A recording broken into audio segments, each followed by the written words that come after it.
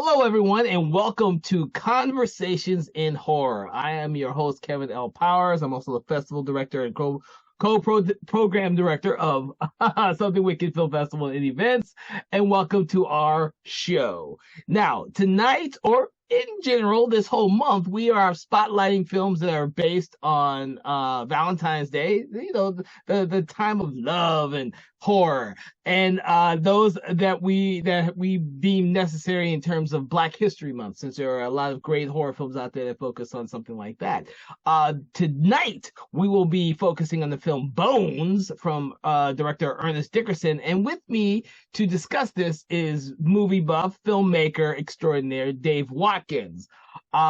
So before we get started with our conversation, just a little bit of background information in terms of the film Bones. If you haven't seen it, it is one of the few films in which rapper extraordinaire Snoop Dogg is actually one of the stars of the film, and he's actually the main villain of the film.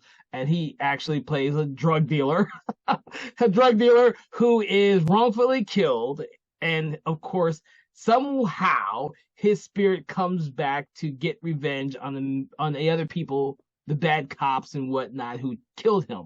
But in the meantime, he's also learning about what happened to his girlfriend and the daughter he did not know about. So, Dave, tell me, what was your impression of this film the first time you saw it?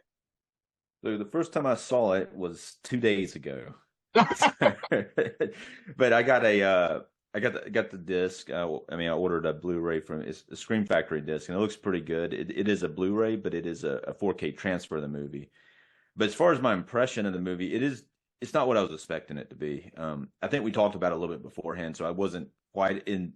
But I was, when you think about it and just how much coverage that didn't get it very good coverage, so you don't, and I was kind of thinking it was almost going when I was going to watch it, I thought I was going to be watching like a direct to DVD movie or something of that nature. But it's really well done, and it's got some flaws, especially with the ending and stuff of that nature. But as far as like the movie's a lot better than you would expect it to be. It's got a lot of I guess the production design is really cool, and the direction is really good. Even like Snoop Dogg's acting is unexpectedly pretty sharp, and Pam Grier as well is in it, and she does a good job. Yeah. So And one of the great things of see, I saw the film originally when it was originally released, and I saw it at the theater on the opening weekend with a bunch of friends of mine. And the thing was that when it came out, there just wasn't enough films that featured African Americans in them, and especially not that many directed by African American directors or people of color. So therefore, we were gravitated towards this one. Now, of course, in this same time period, we had a lot of these type of films coming out, so it was almost kind of a novelty thing. I hate to say this, and if he ever listens to this podcast, he probably hates me, or will hate me. But I really hated Snoop Dogg when I was growing up. I did not like Snoop Dogg. I had to be dragged to see this movie at the theater by my friends who absolutely loved him. I hated him. I can't tell you why anymore. That was a long yeah, time ago. It was I can't remember why I hate him. I love him now. Don't get me wrong. I went to his concert just last year. Me and my wife are huge fans now, but when I was growing up, did not want to see this movie. I had no interest in it whatsoever, but I was dragged to it by a lot of my friends. Now, that being said, I did know who Ernest Dickerson is because he had done Demon Knight, so I was familiar with his name. And my impression is a little bit of what you said about Snoop Dogg. He was surprisingly really well cast in this film as a drug dealer with a almost heart of gold type of thing. right. And apparently, I was listening to an interview from the writer. One of the two writers is Adam Simon, I think. Adam Simon, who's pretty well known, right? I mean, he not well known, but he did do Brain Dead and Carnosaur as a director. But as far as in the movie The Player, he actually plays a kind of character. He plays himself in that opening scene of that where he's kicked out of a pitch meeting. But the writer was talking about Snoop Dogg, and it was Snoop Dogg like wanted to make a horror movie, and so that was kind of how it started. It was like he was looking for a writer to write it, and Adam Simon was originally going to direct it, but he was unable to when it came time. But but yeah, so it was, and he asked, they came in, he was just thinking Snoop Dogg is, he wants to, so he asked, what do you want to be? You want to be the hero or the monster? And Snoop Dogg's, I want to be the monster. I want to be like Freddy Krueger, sort of thing. But and then that's an interesting thing because the way that it's approached from the writing standpoint, Adam was talking about it. The other writer was Tim Metcalf, who wrote, he wrote Californication with a K, with California with a K, not Californication. But he said they approached it more like a Dracula, Frankenstein, Wolfman type of movie. So that was kind of their original thoughts about it. They're kind of creating a new monster, and they do, and that's something that, I mean, it's kind of disappointing that they weren't able to continue with another one of these, because he does make a good monster, really. He does. And I was a little surprised when I rewatched it, and I can now see why you were saying he might have been trying to make the next Freddy Krueger or something, because he actually has a lot of great little one-liners to. Yeah. Some of you, I was cracking up at some of them, really. When I rewatched it, for some reason I didn't remember it being as funny. Because it's been a while since I last saw the film. It's been a good decade plus since I originally saw. I mean, since I last saw the film, and I always enjoyed the film, but I hadn't seen it in a while. So when I rewatched it, it was a lot funnier. Me rewatching it now, me being a fan of Snoop Dogg, me actually having seen them in concert just last year. It was a lot. I had a lot different experience watching this film now than I did when I first saw it. Right. Yeah, and I think the yeah, and it's funny because I was reading some reviews about it, and they were kind of criticizing it for the comedy. But it was funny because when I was watching it, I was like, I mean, the comedy is in there, but not until really like near like maybe three-quarters of the way into it did it like kind of go off the rails with the comedy. But it was fairly subtle kind of build up as it was going. It wasn't like comedy. There was like some of the characters may have been like a character who was saying some funny stuff, but it wasn't until he starts like, cutting people's heads off, and then the heads are still talking and things of that nature, that it kind of went a little much with the comedy. But yeah, you know what? When I was rewatching it, and you mentioned the head of the one rival who gets cut off, and Snoop Dogg's Bones is making fun of this head. Yeah. Of course, the first thing I thought about was, I don't know if you've seen the show Santa Clarita Diet, in which Nathan Fillion plays the head who get for like I think 2 seasons where he's just a head. That's pretty cool. No, I haven't actually. I'm familiar with the show. I think maybe I watched a little bit of the pilot episode, but Timothy Olyphant in it and Drew Barrymore and stuff. But yeah, it looks. I don't know. I never watched it, but it does look kind of like something I would like. It goes a little crazy with the head, Nathan Fillion's head, who is just around. Is he in it like the whole time, like in every episode? Most of the episodes in the second season he is in. By the third season, they replace him with some other actor. So you kind of lose that little touch there. Oh, that sucks. Yeah. Well, Nathan Fillion had his own show. He went from one freaking show to the next show. He didn't stop. I mean, I think if he's playing like a friggin' head, though, they could shoot around that. His they could just add the head in later. But yeah, I mean that works really good in a zombie show, because zombie if they get their heads cut off, they're still alive. I mean, they're still able to talk, but depending on which zombie thing you're watching. But there's like no rhyme or reason to this when he cuts their heads off and they're still talking. I don't know. It's kind of goofy, I thought. You are correct. It does change the tone, because that character itself makes a lot of odd comedic type of which it's funny though. But if that was a zombie head, it would be hilarious. But at the same time, you're just thinking, why is his head like still talking? It's saying what brought that on. It's just to keep his soul intact. Yeah, maybe so. Yeah. That's I don't know, maybe I'm looking too much into it, but it wasn't like the worst thing. I mean, it was fun, but it was just a little. I had some questions about it that weren't answered in the movie. Well, think about it this way: when I rewatched it, I was seeing the implications in terms of police corruption, police brutality, and of course, the rivalry between drug dealers and stuff. And Snoop Dogg's Bones was old school, and his drug dealing and didn't want to bring in any type of new drugs and stuff like that.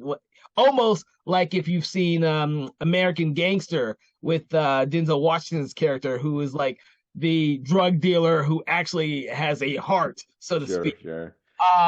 And so that made me and probably audiences at the time actually sympathetic towards him because until the end, he actually only reacts to a lot of the characters who either are people he's going to get revenge on or the people who like steal his ring and stuff like that. With and also the people in the neighborhood who are drug dealing, like Yes. the two guys who were drug dealing, so they had to take those guys out too, just out of nowhere. But that was kind of like they had to do that too because that was part of his thing is he wanted to keep the neighborhood somewhat clean.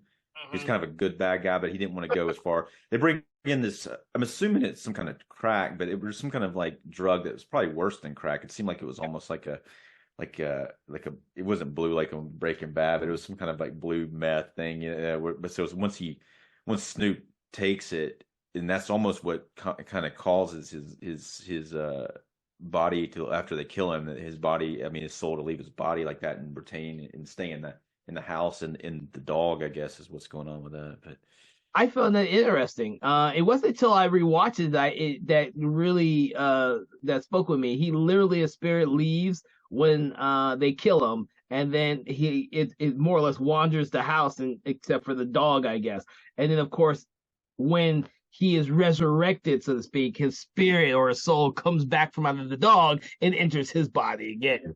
I thought that was an interesting concept for yeah. a soul to just be transferred to a black hellhound dog, and then of course it's So able. something else is going on too, um, but I don't have a complete explanation for it. But the house itself seems to have, I think it has a necropolis in it, like which is a lot of dead, almost like they refer to in the movie as a city of the dead when they go under Yeah, the house later. But throughout the movie, in present day time, you see that happening throughout the movie. So there's something more to it than just the dog and the transfer of the soul, because there's a lot of other like entities within the house, whether they be whether they are people that he killed, or they may have been there the whole time, or before. But yeah, I there's thought it too. I was like wondering if some of these weird, I hate to say the word spirits that linger, that you see throughout the film, it kind of throws the whole movie off a little bit because it's like, huh, you kind of it makes whatever world that the writers are trying to create bigger than what we actually see. Uh, right, and there's actually some dialogue in the movie where the love interest, who's also Pam Grier's daughter, and Bones is the Snoop Dogg's character, Bones' daughter. When she's kind of talking about what that is, like, she says it in the dialogue, but at the same time, you're thinking that maybe not.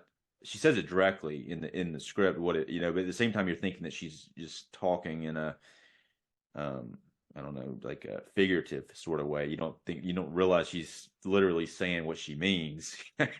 She like just comes right. It's yeah, I get that because that character, I can't. I want to say I don't think it's Bianca, but the actress's name. Yeah, it is Bianca Lawson. Yeah. okay. Yeah. Uh, the thing is that Bianca's character is a weird character because she says all these things, but she doesn't believe any of it. She keeps Yeah. going back to the house. But yeah, her mom, Pam Grier's character, Pearl, is a psychic, and so I guess that's why she would know those things to begin with, because she taps into it, and she's kind of heard it, her mom said it to her, so she's, like you said, she probably doesn't take it to heart. It's almost like sometimes when your parents tell you a story like that, you might not think it's serious. You might think it's cool, or it's something that's there to it, but you don't take it serious. But I guess the thing about the movie, and it really focuses on this house, that in the house itself looks really bizarre. It's like uh, it was listening to some of the behind the scenes stuff, and apparently they had a facade made for the front of it to make it look like it does, because it doesn't. The house doesn't really look like that, which it has a really cool look to it. They describe it as looking like a face. It looks almost like a mixture between the Amityville house and some other things, but it looks very like it's very striking, and it's funny. I actually noticed this because we talked about this is the third Ernest Dickerson movie we talked about. The locations almost always like that, It's like, he You're really right. likes that, yeah. But they go so, and like I guess the originally the movie was supposed to take place in chronological order, where the beginning of it being in the 70s, where Snoop Dogg's character is killed eventually, and then it goes to present day time where his one of the guys that was participating in the killing, his son, his two sons and stepdaughter and their friend come to the house, and they want to like revamp it and throw a party there. I guess the reason I guess it's kind of starting there was the flashback stuff. When they talk about it, like Ernest Dickerson and even some of the other guys, they think it should have been first, but to me I like it broken up, and Yeah. I also like it that you don't know what happened until later. It's almost like it holds back some information that you don't know. So that make and a third good thing about it is without that there would be a long period of the movie where you wouldn't see Snoop Dogg, right? Because he's the dog for almost half an hour or so. Oh yeah, that's a good point to say. Plus, you wouldn't see some of the modern day characters until probably halfway through the movie. Huh? Right, yeah. They would have had to cut it down, and I mean that's another thing. But it probably would have been like a 15-minute segment though if they put it straight in there. There were some scenes that were cut from it too, which would have made it even longer. But it's probably around 15 minutes, and studio didn't like that too much. I'm sure the studio, like most studios, want it to be fast, fast. It's a horror film. It's a Yeah, horror film, and they probably want to fast, fast, fast, and gets to as many kills as possible. Which brings me to the next thing, which is our kills in this film are actually quite creative. uh, yes, yeah. I think the lack of our Snoop Dogg Bones character using guns like some of the other characters, and him using his switchblade makes for an interesting villain. Well, Uh, he calls it a switchblade, but it's really a butterfly knife if you yeah. look at it. He just kind of Only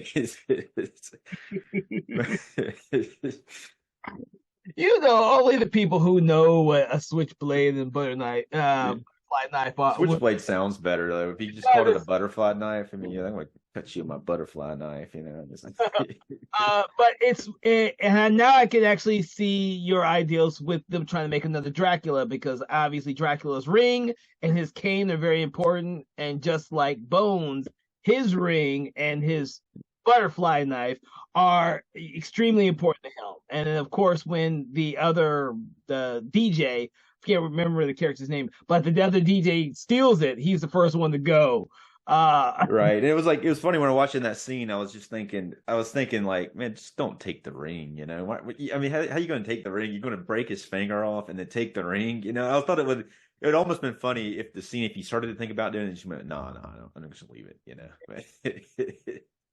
No appreciation for the past. They knew who he was, and he knew what his legacy was, but he didn't care. He just liked the ring. Yeah, yeah. I mean, can you imagine? I mean, what do you get? I guess maybe you could sell it, but if he's going to wear the ring that's been on a dead finger for like 20 years or whatever, it's like... So that brings me to one of the things I didn't notice until rewatching it now, is that the rebirth of Bones is so similar to the rebirth of Frank in Hellraiser. It almost is copy for copy.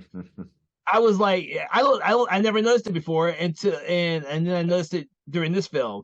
Yeah. Someone gets killed, and then that is the gateway for Frank to come back / Bones to come back in here. Of course, Frank has his soul, so to speak, but Snoop Dogg's Yeah, is. yeah, I see that. I rewatched Hellraiser probably about a month ago, and I think you're completely right on that. It was looked pretty cool in this movie too, but I guess it went on that scene went on for a little bit longer in Hellraiser, but It is kind of Hellraiser like when especially from the first Hellraiser. Yeah, yeah, yeah.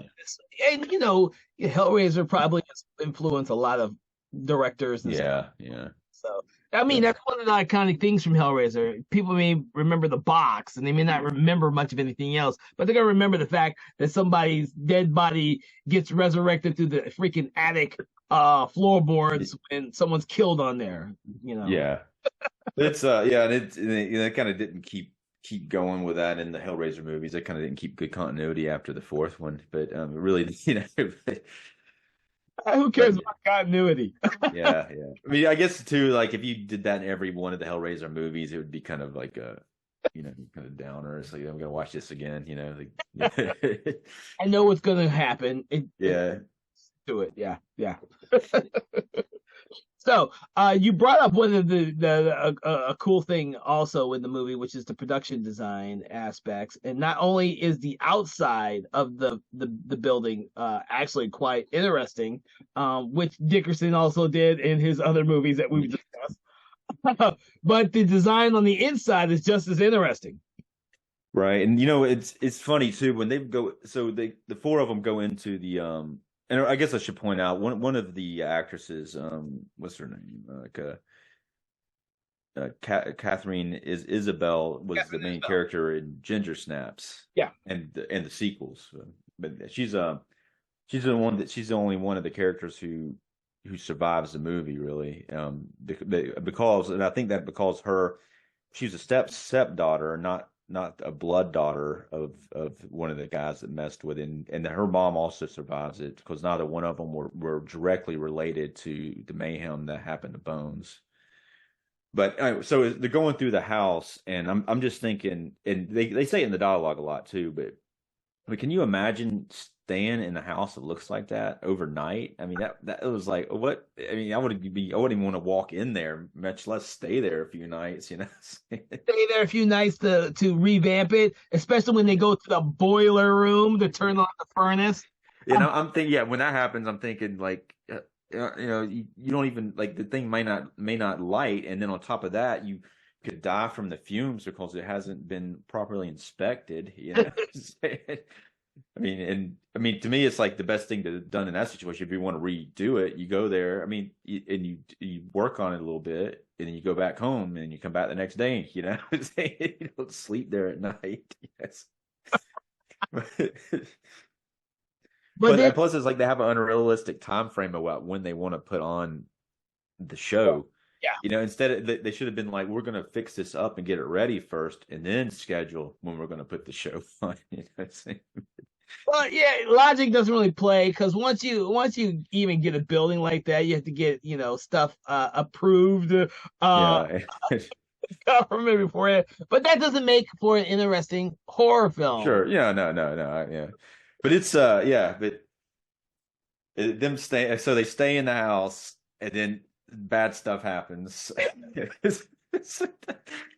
there's like this one. So one of the brothers, not he's asleep, and then the wall beside him opens up, and there's like all these people in different like kind of squishy stuff in the wall, and it was really cool looking. That's like one of the earlier parts in the movie that showed the the city of the dead part stuff going on.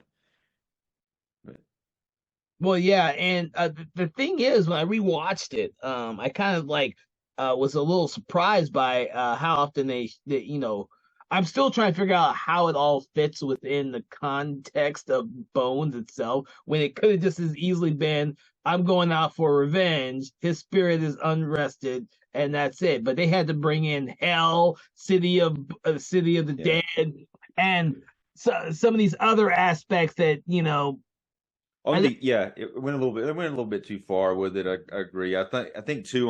When I was watching it the first time, I did not know what was going on with that until there was like a scene near the end when they go into the basement, like they and then they go into the basement part, and then the city of the dead appears, and she says, "Oh, this is the city of the dead." in the dialogue in the movie. Yeah. But then it wasn't to that point. I'm like, the other point, I'm like, what's going on with this? And then I realized there was actually clues to it throughout the movie. But at the same time, I thought it was just like a shoehorn into the movie at that point, because it was something that went over my head up until then. I thought it was just Bones like doing weird stuff up until then. But then I'm like, okay, there's something else going on here that's more than just the Bones character. I agree, but I don't think the film actually delves into it enough. I think your impression of seeing it and like, I'm a little confused here. What is all this stuff Right. on? Yeah.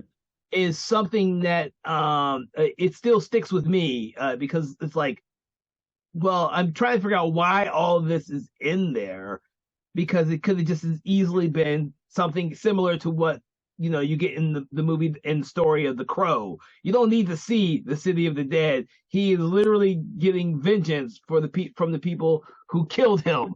Having all the hell and City of the Dead and all that, I don't know if that gels as well with me. No, I'm I agree. I agree. I think it was. I mean, it could have been implemented into it better. Like, especially if it would in the '70s scenes, if there was some kind of like clue about it already being part of the house during that part. But it's pretty when it shows the '70s scenes. There's nothing supernatural going on at all until he dies. Yeah. Um, but there's a kind of odd thing about the pacing too, because it's not until pretty far into it that you realize it is. I mean, it's not. I mean, until you realize it's a revenge flick, because it starts out with the four kids or teenagers, and it kind of follows them for like almost more than half the movie up until they resurrect Bones, and then once he's resurrected, it's at their party, and then one of them gets killed, and then it's almost like a climatic end scene, like about 60 minutes into it or whatever, and then it's like the place catches on fire, and they're all like outside and they're hugging and stuff, and then it's almost like that's like an end of a movie almost, but then after that it's like, okay, now Bones is come back to life, and he's going to go after everybody who wronged him, and then it's going to eventually come back to the four main characters from the beginning. Yeah, I felt that too. I didn't feel it, when I originally saw the film. I did when I saw it again the other day. I was like, this is, and it could have been because I'm in a different mindset now than when I first saw the movie. But when I saw it yesterday or the day before, I can't even remember anymore. What happened to me was we're following the four characters, and then there is a stretch when the whole film changes, when when the building burns down and becomes a different type of movie. I and that could be part of the reason why it doesn't sit well with me as much as it used to when I was much younger.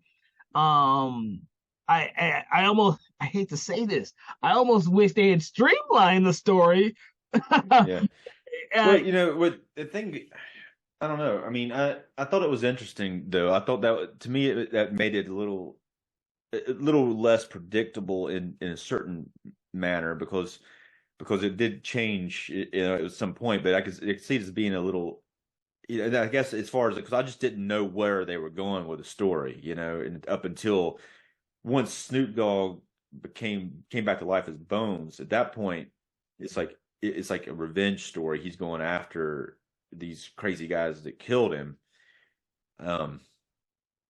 And so it was like I kind of liked the build up before he comes back all the way. But I even liked. I mean, I even liked. But it is like it's almost like two separate sort of things. Yeah, and sometimes it works. Yeah. I couldn't tell you which ones. I do like the Snoop Dogg story aspect more than I do the young kids one. Unfortunately, because nowadays, there's been so many movies about. I hate to say this, young African American kids who want to be the next big musical artist. They have this big grand idea that they're going. I mean, even the new house party did something very similar too. They gotta make it the biggest house party ever. That whole thing doesn't really do anything for me. But the revenge flick aspect of it, I actually enjoyed more, and I wished at the time they had delved more into the whole the drug aspect and the police corruption and all that. That I think would have made a much interesting concept than having it be just a bunch of kids trying to do a club. Yeah, I could see that. And Ernest Dickerson was what he thought it needed more in there was the love story between Bones and Pearl with Snoop Dogg and Pam Grier's character. He said they had to cut a bunch of those type of scenes from the movie, but he said I guess there was more to it. I did see some of the deleted scenes. There's more scenes with Pam Grier and her daughter character. There's like about 2 or 3 more scenes that were. I mean, I don't know if they're really needed, but it did add more to their relationship and her trying to figure out who her dad is and stuff to that nature. Oh, because she never tries to. I don't think she ever tries to figure out who her dad is, and that's not even a part of the story aspect of this movie. There may be there's some talk about it throughout the movie in different scenes. I think she said something to her mom about it. But there's a scene where she's with so Khalil's character, trying to remember. He's really like the main character, the main good guy character. But she's with him, and she's telling her that she doesn't know who her dad is, and he's like, "Oh, I'm sorry to hear that," and she's like, "I'm used to it. I'm used to it my whole life." But then there's a few other scenes where it's kind of implemented that she does really care. If you look at the behind the scenes scene, I mean the cut scenes, she definitely cared. You could see her like acting like really upset with her mom, and they were like screaming at her trying to figure it out and things of that nature. But interesting. I like the subtlety of it in the movie itself, and not the big drama scenes that are in the deleted scenes better, but well, I think it's one of those things where who do you follow? What's it, Khalil, or you follow Bianca's character, or who is the main character in the film that you're supposed to be following? Right. Yeah, and that's like because it's there's not a clear answer to that, but I guess you could kind of think it's a little bit of an ensemble, but it's not really though.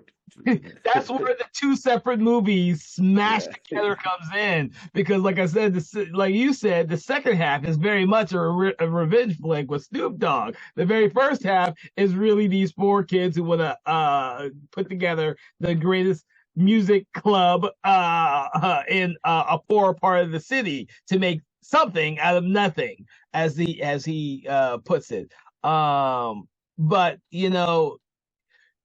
But so again, I guess back to the production design, what they do with the house and what they had to do, they basically start.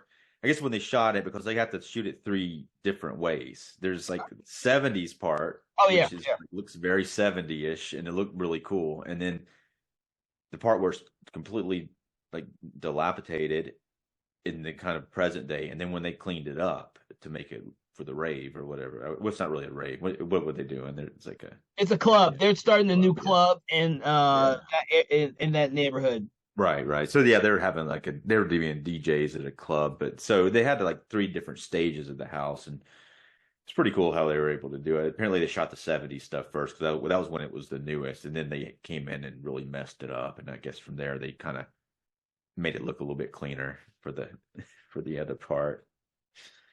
So, technically speaking, this is like Ernest Dickerson's other film that we discussed, Demon Knight. It almost all takes place in the one fucking location. Yeah. This movie though it branches out though a lot. It does have a lot in the house, but they do go other places. They go back to their house, like the three like I guess the 3 kids. I guess really all 4 of them go back to the suburbs where the dad is now in a very nice house in a gated community. So there is that, and then at the end, once Snoop Dogg becomes the main character, he goes to a bunch of different places killing people. He does. And the thing is that some of these locations are extremely well done. I like to talk about the production's design of the City of the Dead. the mural of souls that Bones eventually throws Lupovich's and the other drug dealers' heads into to suck their souls down. That whole and we got a little bit of it early with the one brother who can't see it in the backdrop kind of thing. Yeah. I thought that was really interesting. That aspect right there, I really did enjoy.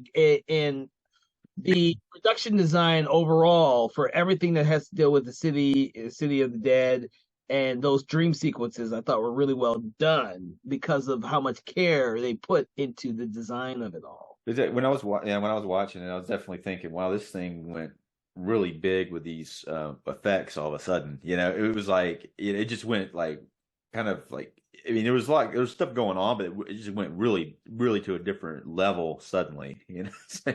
And then apparently, like majority of the effects are practical effects, or very, very little CGI in the movie.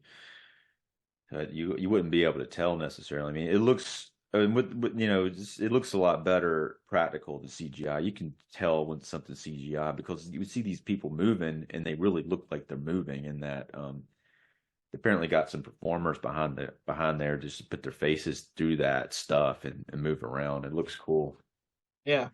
Oh, well, all of that stands up extremely well compared to some of the other visual effects in the film, where it's supposed to be a digital effect, and you might see a little ghost or a Snoop Dogg's face barely in the background, and then it disappears, where it looks kind of CGI Well, now. it's not CGI though. He green screened it and just kind of overlaid it with the green screen.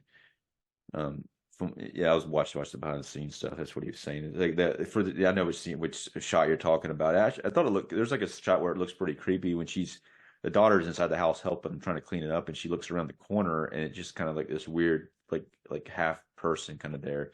It was like a green screen thing, and then they just kind of cropped it out.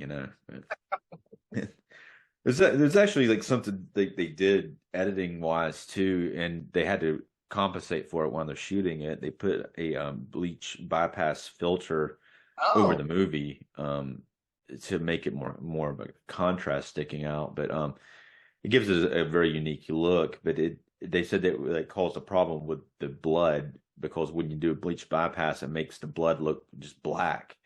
So if you notice the blood in general, they had to really make it. He said the color of Pepto Bismol, and there's like a shot in the deleted scenes that they hadn't done the bleach bypass on. And it looks like Pepto Bismol, the blood does. But as far as in the movie, though, it's so red, it looks almost like blood from a Hammer movie or something of that nature, which I thought it was like, I mean, that's a cool throwback to a Hammer movie, but it wasn't on purpose. It was just because of the bleach bypass filter. interesting. I did not know they did a bleach bypass on that. That's actually quite interesting to me now because I Yeah. had learned all that stuff when I took film class and we were still shooting on real film. I had to know all that shit. Yeah, I went and it's funny. After I watched that, I went up and messed with the bleach bypass filter for a while just to check it out. I was like, that's kind of cool. It actually adds a lot of it brightens the image a lot when you put it on there. You can do it different levels of it. It's like this is kind of interesting thing to put on there. But Yeah, I didn't notice it so much when I was watching the movie because I mean, there's obviously a lot of other color grading going on. yeah. I mean, a bleach bypass does take out some detail from the faces and stuff. But I mean, I didn't notice it when watching the movie. But maybe they probably only put it in there like a little bit, maybe like a 10% or something of that nature. But it definitely adds. I mean, it adds something to it though. It makes it look more of a contrast type of movie. The movie had a nice art direction and nice. I mean, even the bleach bypass filter had a nice feel to it. Yeah. Hmm. So, this is one of those films where you just watched it for the first time not too long ago. But what was how effective do you think it was because I know that for a while there we had this resurgence of this isn't like a black exploitation movie, but it's something that was different. I think too they did. I mean, they kind of embraced the black exploitation to it. They kind of like they didn't go that far with it. They kind of had this was a I guess this is sort of like a movie that was transitioning from black exploitation to what they now have a social commentary movie like Get Out. It was kind of like a transition type of movie where they wanted to go to social commentary, but they knew that they couldn't really do that yet. So they have it in there, but like it's not like the main focus. And that could be why I keep thinking I wish they had done it differently, is because after seeing stuff like Get Out and the Blackening and some of the other movies now being made, I go back and watch this movie and I was like, oh, there's a little bit of it in there. I wish I had gone further. I think you're Yeah, right. I think you're right in that regards. I think they were probably just hinting at it because that's all they could, and then you had the studio or somebody saying we need to make this more mainstream and audience friendly, and so they had to go back in and re-edit it the way the film flowed with the 70s stuff and all that type of stuff, because I can see the influences of trying to make it a black exploitation movie, considering how much of the 70s stuff was supposed to originally be part of the movie, but they cut out a lot of it. right. I think the writer he was talking about how, hang on a minute, was it the writer? But it was either him or Ernest Dickerson one. I don't think, but they were talking about how they were shooting at the house location, like the gated community house, Uh-huh. and there's a bunch of kids like in the neighborhood, and they were all into Snoop Dogg. And, a bunch of like white kids, and he was like, no, it was the writer. He said they missed their demographic because they were really pushing it towards African Americans when white kids really like Snoop Dogg, and it's like they were, that was, I think, one of the things he thought that the reason it didn't do as well, is because of that. I guess one of the issues I had with the movie in general is, the thing that I didn't like near the end of it, they really didn't stick to the landing at the end of it. They kind of messed the ending up. Yeah. And I think that's studio interference more than anything. But once like Pam Grier's character catching on fire, and that looked really bad. It's like, I don't know what, and then they kill him, or they think they do, and then they go outside, and suddenly the daughter is possessed by bones suddenly, and then a bunch of maggots come out of her mouth and spit. It's like a spit take, like from Night of the Creeps. Yeah. Suddenly, and it's like I don't know what that apparently was a studio change. It ended differently. It was like I'm a similar, but I don't know, that ending was not where it should have been. I don't think. No, I agree with you. When I rewatched it, I thought how odd that was because you think that they've vanquished Bones and that they're safe when they leave this thing, and then all of a sudden, I guess Snoop Dogg is still possessing her when he should have been vanquished, and then she spits out these maggots, or is it a blood thing? Who knows? Because they said Pam Grier sacrifices herself in the dress when you kind of wonder why she didn't just take the fucking dress off and light it on fire. And yeah, uh, and then you're that right. dog, yeah, but they apparently the dog, the original ending just had the dog, like they left, and then the dog like comes out. That would have been a lot better ending, I think. But Especially if they're going to try and do sequels. I think you're right. I think that would have been, they would have stuck to their landing in terms of the characters and still left it open to do a sequel with the dog. I think that would have been a much better. You're right. That would have been a much better. well, I think they were there. I think that's the reason why the studio did it, is they wanted there to be a sequel, and then I don't know how they would have gone from there. I mean, how are you going to go from the daughter worms coming out of her mouth to, I don't know. It's like a weird thing. I mean, obviously it would have been a complete course correction on the sequel. That would never have like been how it stayed. That's that. Yeah, you know what? I wish in hindsight, I do wish the film had done well because you're right. In the regards that this Snoop Dogg's Bones could have been a franchise starter had it been successful. Yeah, Yeah, I mean, in the way he did that character is just, it was cool. It was like Freddy Krueger, or some other, other like horror icon. It could have been a horror icon. Yeah, well, instead he went off to go do Snoop's Hood of Horror. Yeah, yeah. I don't- which I've never seen it. I don't know, but it sounds pretty funny. Right? But apparently, it's funny. Like Ernest Dickerson was talking about it in his interview about Snoop Dogg. He was like, the thing about Snoop Dogg, he's always blunted. Like he's always like high, you know. You couldn't tell in the movie, you know. You think his eyes would be red or something, you know. But His eyes are used to it, dude. yeah, no, yeah, yeah. You think it would be real obvious. He's like, it's funny though how he's like, and there's this one scene where had to walk through this fire, and he's like, if you don't mind, if you could just not, if you could wait to smoke until after we finish this scene, and he's like, so and then he did it. He didn't smoke until after the scene. Oh, really? Oh my God. Oh my God. I'm going to listen to the commentary just to hear some of these stories now. Well, that one's actually there's an interview with Ernest Dickerson on it. It's an odd interview because it looks like so this disc it must have been shot around 2019 or 2020, and Ernest Dickerson looks significantly older than he does in the Demon Knight commentary, which was like just a few years earlier. But I mean, it's probably during the pandemic because he just seemed like he doesn't seem like he has the same enthusiasm as he does in the Demon Knight interviews. You know, but at the same time, he says this movie was taken away from him in post and then it re-edited. So he's probably, I mean, I don't know if it was that wasn't why his energy seemed low in it, but he still did a good interview there and it's worth watching. But he doesn't seem quite the same in that one as he does in some of the other interviews I've seen with him. Oh, that's sad. I didn't know that. I did know that there was studio interference, but I didn't know that the film had more or less been taken away from him during post production. That's sad considering how well Demon Knight had done. I was like, well, Yeah.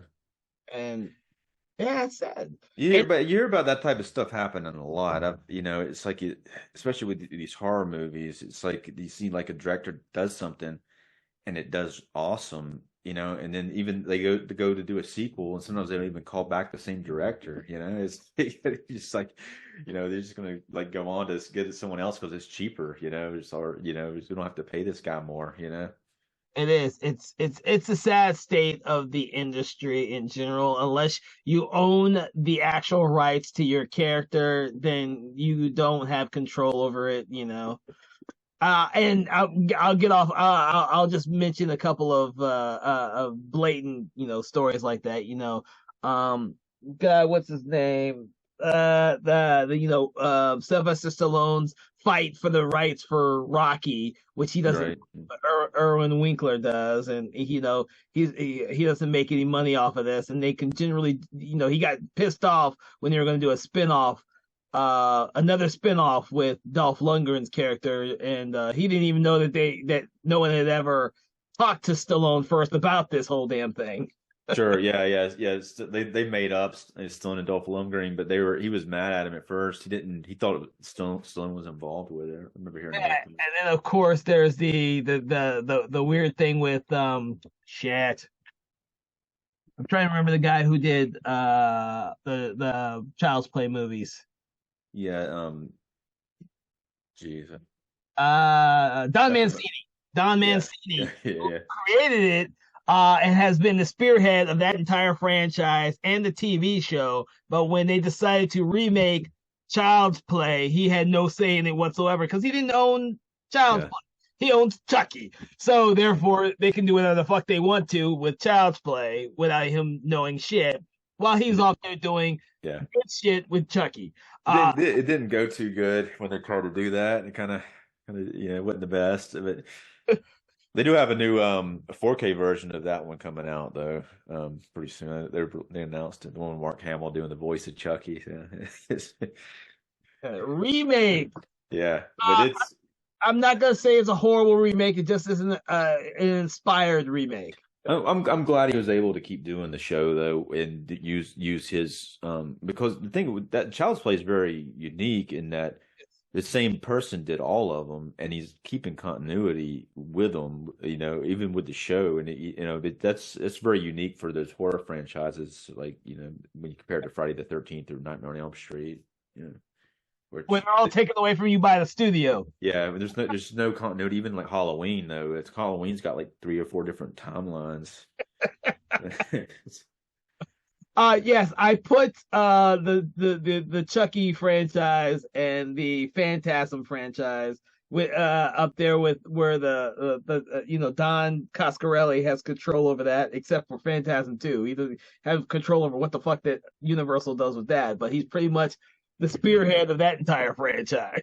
Phantasm 2 is, I don't know. The Phantasm 1 is definitely the best one, but I like Phantasm 2 though. So James LeGros he was a good replacement, even though it was kind of weird, that they replaced the actor for one movie. But Studio really, the other two or the other three, is there three of them now? Yeah, I don't. They're so kind five. of. Yeah, there's five movies There's altogether. 5 of them. Yeah, I've actually had a hard struggle to get through 4 and 5. The third one was okay, but then those last two they're just so I don't know. They go too deep into the dream. Like it's not. Is it a dream or it's not a dream? I don't know.